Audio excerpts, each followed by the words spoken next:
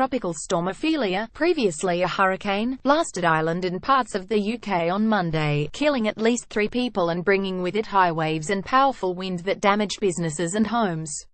On the heels of such powerful hurricanes as Irma, Harvey and Maria that devastated areas on the other side of the Atlantic Ocean, the storm made landfall in Ireland at 10:40 a.m. local time and, though downgraded from a hurricane overnight, it was still the worst storm to hit Ireland in half a century.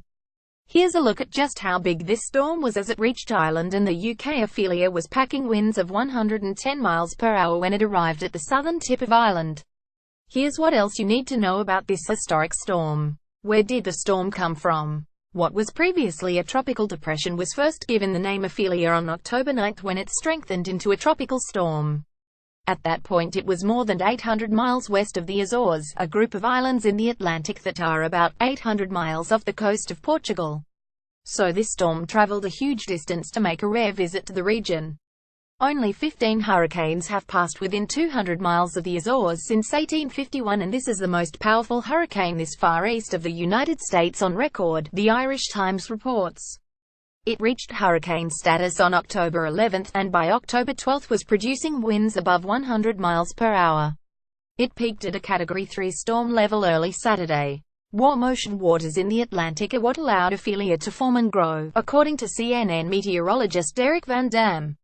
Check out this full timeline of the life of Ophelia, created by Radio Tyler Aaron, Ireland's national public service broadcaster. How did the storm affect infrastructure? At least 300,000 customers were without power across Ireland on Monday. With this number of customers out, it's unprecedented, a spokeswoman for Ireland's Electricity Supply Board said. It is going to be a number of days before people have their power back. Schools were closed across Ireland and airports cancelled flights, including Dublin Airport, which grounded 130 flights. Public transportation services were also cancelled in Ireland, and people were urged to shelter indoors. How bad was the damage? The chairman of the National Emergency Coordination Group, Sean Hogan, said the storm had done significant damage in Ireland. Trees were down all over the country and images of debris and a roof flying through the air were being widely shared on social media. Ireland's national public service broadcaster said flooding was expected from continued heavy rains and storm surges along the coasts. What happened in the UK amid all this? Mild air was being pushed north by strong southerly winds, and dust from the Sahara Desert was blown in, causing the sun to appear red.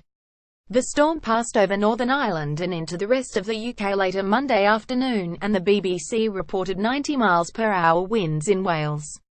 Winds between 60 miles per hour and 80 miles per hour are expected for parts of Scotland Monday night and into Tuesday morning.